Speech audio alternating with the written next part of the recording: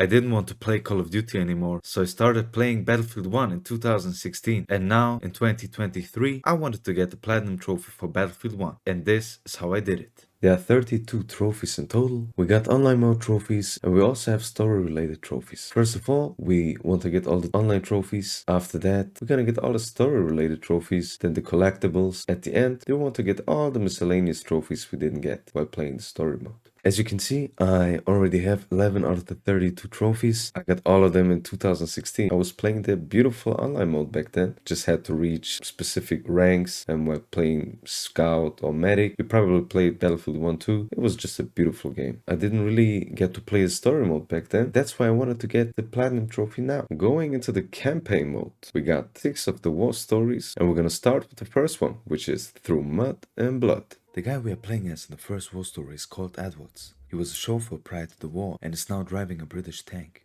After our tank got hit by artillery, one of our crew members called Finch had to get out and repair the tank. Edwards went out too. Finch got hit, so Edwards repaired the tank by himself. Up to the challenge. Complete one challenge in the campaign. Our tank got stuck in the mud. The enemies were already on the tank, so we had to send out a pigeon to our base so that they bomb our position. McManus was sure we're gonna die, but the commander of the tank ordered the pigeon to be sent out. In the next scene, we were flying the pigeon back to the base. The pigeon arrived, the enemies were hit, and we miraculously survived. Bro, the tank is like a new one. As you can see, guys, here is a crate, and in this crate we have a field manual. There are 66 in the game. While I'm doing the story on the hard mode, I'm trying to collect all of them so that I don't have to play everything 2 or 3 times. So yeah, you're gonna see me collect all of them while playing it, and at the end we're gonna get a trophy for it. Come on, man. Edwards, McManus, and the commander were fighting off the remaining enemies. The commander blew himself up with the tank. Edwards couldn't believe it. Now you know why Edwards got the bloody gloves at the beginning. McManus survived, and from this point we were walking. By finishing the first war story, we get the trophy Through Mud and Blood.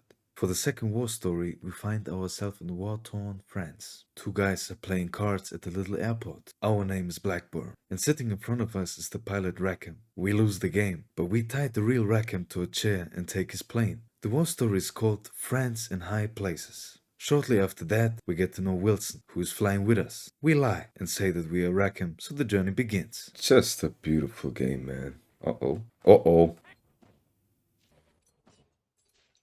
I'm just the worst, bro. People are commenting skill issue, bro. Stop it. Please, stop it. After that, we disappear in the clouds and happen to fly directly to the enemy base, taking some pictures of their stuff. Wilson is a bit scared because they weren't supposed to be there. Wilson and us are making a deal. We promise to bring Wilson back in one piece. Wilson then proceeds to show the commander the photos. Then it was action time again, but I'm still no professional pilot. I crashed into the ground, into cars, or other planes were crashing into me.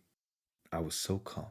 Then the plane crashed in no man's land. Now we are on our own. And here's the last field manual. After some fights, we found the plane. Wilson is still alive, but badly hurt. Damn, we found Wilson. I mean, you promised him to keep him alive. At first, we leave him there to die. Damn, he snitched on him. Wilson knows our real name and lets us know. We help him get up and walk to our base. We reached our destination. The real Rackham had something to say. Back in London, another attack, but we are cuffed to the ship. Wilson helps us out. After flying around and shooting some planes. Bro, how did I not hit him? How did I not hit him once, bro? We encountered a guy with a big gun on top of an airship. We crashed on top of the airship, so we took over the gun, destroyed the airships, and jumped off of it. Luckily, we survived. Friends in High Places. Complete Friends in High Places.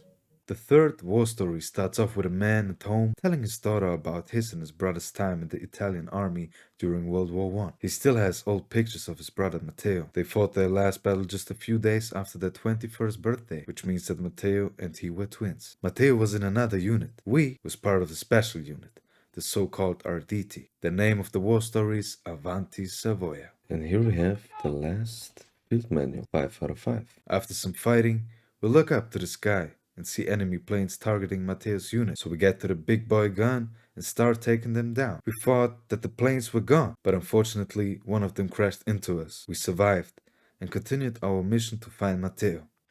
Putting in the effort to complete 10 challenges in the campaign. Bro, Luisa, baby, Luca. And here is number 5. We fought our way through, but sadly, our brother, Matteo, didn't make it. Rest in peace, Matteo, man. Avanti Savoya. Complete Avanti Savoya. On to the 4th war story. We are playing as Frederick Bishop, an Australian gunman, and now we are located in the Ottoman Empire. The war story starts off with a little fanboy called Jack Foster asking questions. Frederick already knows that Jack never held a gun in his life. The 4th war story is called The Runner. Now, it's time to fight, but Jack isn't really ready. Open up the crate, bro. Take the field. Yeah, we got it. No. Please don't die. Please don't die. Please. Just move away, bro. But here, essentially, is field manual number 5. Jack sees the real war for the first time. You can really see the change of Frederick in that short period of time. At first, he was really dismissive, but now it's more of a father-son thing. Jack gets a quick tutorial how to shoot a gun too. Afterwards, we got back from a heavy fight, and then Jack saved our life. Look at my boy, man. And that's number 5. Inside, I'm inside, man. We get the information that the fort gonna get bombed. The commander sent some men up there prior to that. Jack went up too, and Frederick couldn't leave him to die, so he went up too. Busting open the door of the fort, Jack and our men were just sitting. Frederick tells them about the bombing and says that they should get back to the ship. Jack should fire a flare into the sky, so Frederick knows he made it out safe. Up close and personal. Home melee kill on 10 enemies. Frederick gets shot, but at least he gets to see Jack's flare. Frederick is hella proud. The runner. Complete the runner. So we completed this war story, and now on to the last one. For the 5th and last war story, we are in the Arabian desert. We are playing as a Bedouin rebel. Fighting alongside us is a well-known man called Lawrence of Arabia. The 5th war story is called Nothing is Written. Down there is a derailed train with a book inside that we need. After taking out the guards, we get the book, but we're still not alone. The man in the uniform is called Tilkiji, and he's the main enemy in this war story. He really thought that he had us there, but the other rebels and Lawrence had other plans. Tilkiji and his army had a huge train to back them up that is indestructible, how he claims. Zara, the character that we are playing as, wants Tilkiji gone, but Lawrence persuades her to keep calm. We want to destroy that train immediately. Tilkiji is sure that we are not capable to do it, but the newly acquired book is gonna help us. New location, new orders. There are 3 Ottoman commanders carrying high priority message capsules. We have to get them and send them out with the pigeons. Number 5. We're trying to send out the last pigeon. Tilkiji sneaks behind us. The sound is a bit messed up, but he's get the woohoo out of me. He drags us out into the desert and our mission, but he forgot who he was messing with. With the main villain out the way, our mission was to finally destroy the train. Planting explosives on the tracks. Train is gone. That was a beautiful war story. Lawrence and Zara sway parts. This is also the end of the last war story. I think this one was my favorite war story. You can write it. Ooh, nothing is written. Now we're going to the challenges and missing codex entries. And after that, we're going to do all the miscellaneous stuff.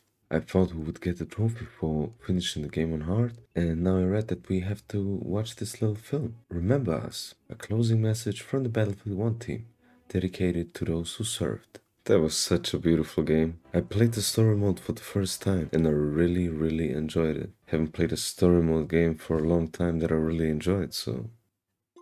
The Great War. Complete the campaign on normal difficulty, and... The War to End All Wars. Complete the campaign on hard difficulty. Let's go on to the missing challenges and the codex entries that we don't have. We had to defeat 10 enemies using our sidearm in this mission. We got the Conquering the Mountains trophy too, for unlocking all codex entries for Avanti Savoya.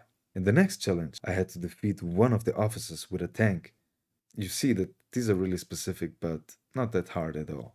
Challenges and the codex entries are like literally the same. You just complete the challenges and you get a codex entry for it. Sneaking past the enemies in a tank gets us another codex entry. So we have to find engine components and don't be detected. Number 1. That's number 2. Dude, I'm so Just sneaky one more. today, man. And here's the last one. That's all of them. Now back to Bess. Codex entry unlocked. Retrieve all engine components. while being undetected. Then we got the trophy for unlocking all codex entries for friends in high places. Let's go! Taking down giants.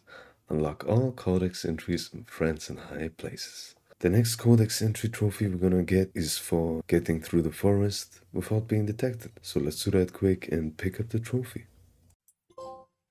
Sound of Thunder. Unlock all codex entries in Through Mud and Blood. Now we're gonna get the miscellaneous stuff and we're gonna end it off with the last codex entry and the last field manual. For the first miscellaneous trophy, Mightier Than a Shovel, I have to find the hidden cavalry sword and take down an enemy. So I have to get down to this little village. There is a cavalry sword hidden in this house. There it is. What's poppin'? Mightier Than a Shovel. For the next miscellaneous trophy, Shockwave, we just need to kill 5 enemies by using dynamite. Number 3. And that, ladies and gentlemen, is Shockwave. The name of the last miscellaneous trophy is Triple Bolok Bashi. I have to kill 3 Ottoman officers with melee kills in the campaign.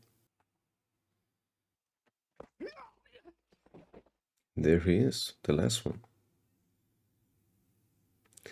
Triple Bolok Bashi. The last 2 codex entries are destroy the 3 vehicles while undetected and collect all the field manuals, which are essentially the trophies we are missing. Master of Adaption. Complete all challenges in the campaign. And now we're gonna get the last field manual and the last trophy that we need. All Man Dream. Unlock all codex entries. And now, enough for a library. And please, ladies and gentlemen, World War I hero. Obtain all trophies.